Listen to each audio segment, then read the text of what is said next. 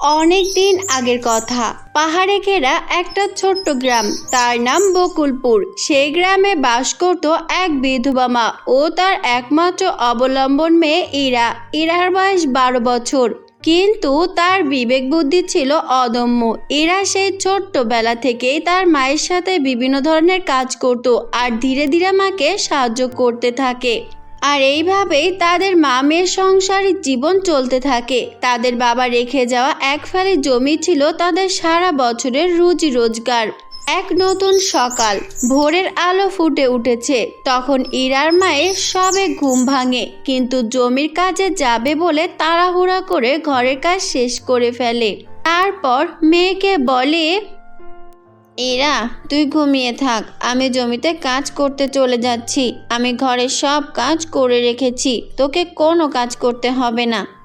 মায়ের কথা শুনে ইরা বলে, মা, আজ তুমি হঠাৎ এত তাড়াতাড়ি করে জমিতে কাজ করতে চলে যাচ্ছ কেন?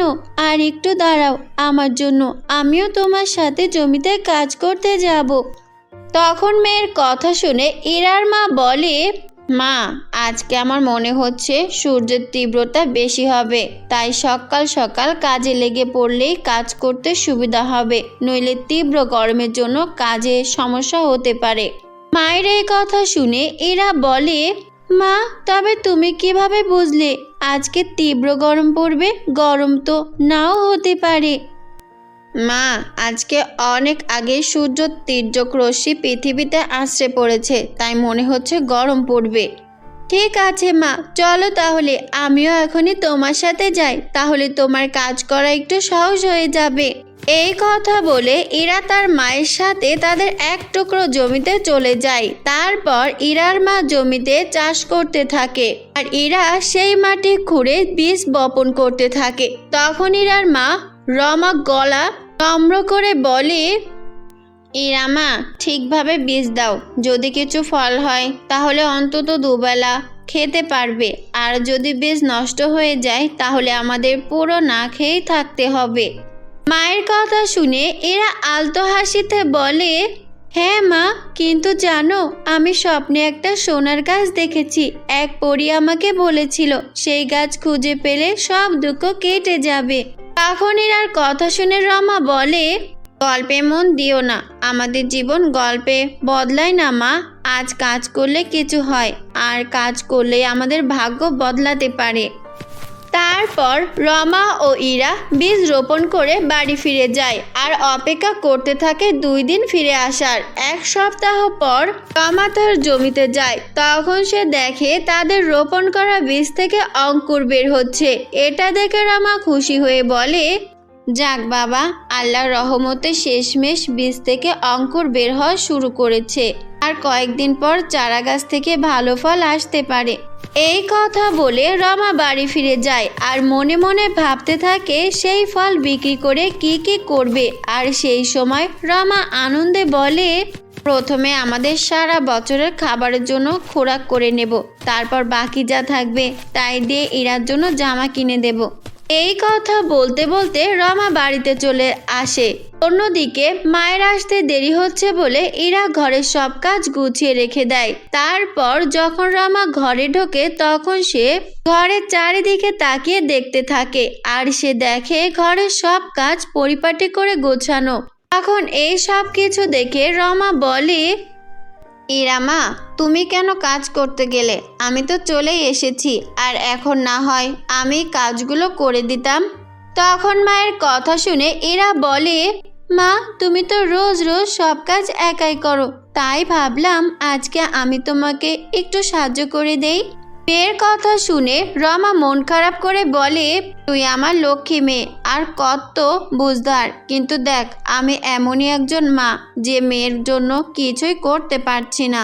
মায়ের মন খারাপ ও কথা শুনে ইরা বলে, মা, আমি তোমাকে বলেছি না, রূপকথার গল্পের মতো আমাদের জীবনেও সুখ শান্তি ফিরে আসবে। অন্যদিকে পরীরাজ্যের 3 পরী প্রতি বছর পৃথিবীর আপার সৌন্দর্য উপভোগ করতে আসতো। আর সেই সময়ও এক পরীকন্যা রানী পরীকে বলে, রানীপরি, গরম চলে এসেছে আর এই বছর আমরা এখনো পৃথিবীতে ভ্রমণ করতে যাইনি, তাই আপনি যদি আমাদেরকে যাওয়ার জন্য অনুমতি দেন তাহলে আমরা যেতে পারি। তখন অন্য একজন পরী বলে, রানীপরি, আপনি কোনো চিন্তা করবেন না, আমাদের কোনো ক্ষতি হবে না, আর আমাদের সময় শেষ হওয়ার আগেই আমরা পরীরাজ্যে চলে আসব। দুই পরীকন্যার কথা শুনে রানীপরি সব দিক বিবেচনা করে বলে, আচ্ছা ঠিক আছে, তোমরা যেতে পারো, কিন্তু মনে রেখো কিন্তু বেশি থাকা যাবে না। 3 দিন বেশি হলে তোমাদের পৃথিবীতেই থেকে যেতে হবে। আচ্ছা রানীপরি, আমরা আপনার কথা মনে রাখবো। এই কথা বলে 3 পরীকন্যা পৃথিবীতে আসতে বলে। অনেক খুশি হয় তারা। কোথায় কোথায় ঘুরবে তা নিয়ে আলোচনা করতে থাকে। তখন সবাই নিজেদের মতো করে মতবিনিময় দিতে থাকে। তারপর তারা 3 পরীকন্যা পৃথিবী ভ্রমণে বেরিয়ে পড়ে। তখন তারা 2 দিন পৃথিবীর পূর্ব প্রান্তে ঘোরে। আর যখন শেষ দিন চলে আসে তখন এক পরীকন্যা বলে, লুমিয়া পরি, চলো আজকে আমরা পশ্চিমের পৃথিবীতে যাই আর সেই দিক ঘুরে পরীরাজ্যে ফিরে যাব। লোনা পরি, তুমি একদম ঠিক কথাই বলেছ। পূর্বে পৃথিবীর এত সৌন্দর্য দেখতে দেখতে পশ্চিমের পৃথিবীর কথা মনেই ছিল না। এই কথা বলে 3 পরী একসাথে পশ্চিমের পৃথিবীতে আসে আর তখন তাদের চোখ সৌন্দর্যে আলো ভেসে আসে আর তাই তারা হাসতে হাসতে সবকিছু দেখতে থাকে। আর তখনই তাদের সামনে আসে ইরাদের সেই জমি। তখন তারা দেখে সেই জমিতে সব গাছের চারা প্রচণ্ড গরমে পুড়ে গেছে। তা দেখে লুমিয়া পরি বলে, আহারে, দেখো এই জমির সব চারা গজানোর পরই মারা গেছে। লুমিয়া পরীর কথা শুনে লুনা পরি বলে, হ্যাঁ তাই তো দেখছি, কিন্তু এই জমি যার তারা নিশ্চয় অনেক কষ্টে আছে, চলো না আমরা তাদেরকে সাহায্য করি। তারপর তারা সেই জমিতে যায় এবং তাদের জাদু দ্বারা একটা সুন্দর সোনালী বড় গাছ প্রকট করে দেয়। তারপর তারা 3 জন খুশি হয়ে যায় আর লুমিয়া পরি বলে, এই জাদু সোনালী গাছ ইরাদের সকল অভাব দূর করে দেবে। তারপর লুনা পরি বলে, লুমিয়া পরি, গ্রামের এক এক কোণে লোক এক এক রকমের, আর এই জাদু সোনালী গাছ দেখলে মানুষের মধ্যে ঝগড়া সৃষ্টি হবে, যা আমরা হতে দিতে পারি না। শোনো পরি, তোমরা কথাগুলো সত্যি ভাবার মতো, কিন্তু কোনো ব্যাপার না, আমরা বিকল্প ব্যবস্থা করছি। এই কথা বলে লুমিয়া পরি আবার জাদুর দণ্ড ঘুরায়। তার সেই শক্তি দিয়ে জাদুর সোনালী গাছকে মানুষের চোখে সাধারণ করে দেয়। তারপর 3 পরী আবারও পরীরাজ্যে ফিরে যায়। পরের দিন সকালে রমা তার মেয়েকে বলে, ইরামা, তুই বাড়িতেই থেকো, আমি জমিতে যাচ্ছি, কয়েকদিন হয়ে গেল জমিতে যাই না, তাই এখনই ঘুরে আসি। মায়ের কথা শুনে ইরা বলে, আচ্ছা মা, তুমি তাড়াতাড়ি চলে এসো। এরপর রমা জমিতে ফসল দেখতে চলে যায় আর তখনই রমা দেখে এক আশ্চর্য ঘটনা, যা ছিল সেই সোনালী গাছ। রমা জাদুর সোনালী গাছ দেখে অবাক হয়ে যায় আর বলে, এটা কিভাবে সম্ভব হলো? এই গাছ সোনালী হয়ে গেল কি করে? তার মধ্যে এত আলো ছড়াচ্ছে।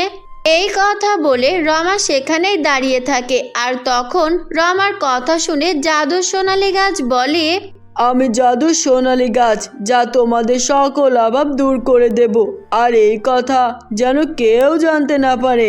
তখন গাছের কথা শুনে রমা আরো চমকে যায় আর বলে, জাদুর সোনালী গাছ, তুমি আমার এই জমিতে আসলে কিভাবে?